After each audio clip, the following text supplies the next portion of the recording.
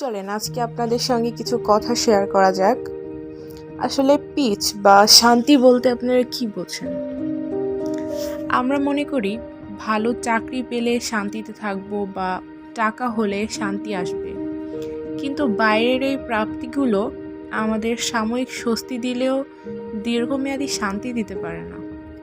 শান্তি হলো একটি মানসিক অবস্থা যা আপনার ভেতর থেকেই তৈরি হয়।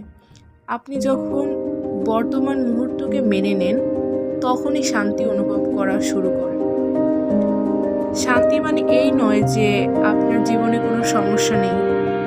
সমস্যা, ব্যস্ততা এবং কোলাহলের মাঝে থেকেও নিজের ভেতরের যে স্থিরতা বজায় রাখা যায়, সেটাই প্রকৃত শান্তি হয়ে গেছে।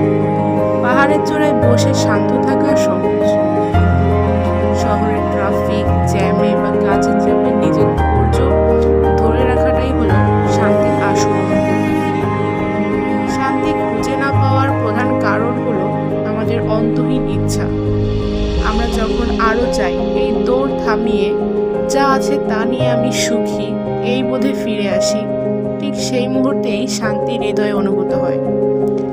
শান্তি কোনো খোঁজার বিষয় নয়, এটা পাওয়ার জন্য মনের অপ্রয়োজনীয় বোঝাগুলো নামিয়ে রাখতে হবে।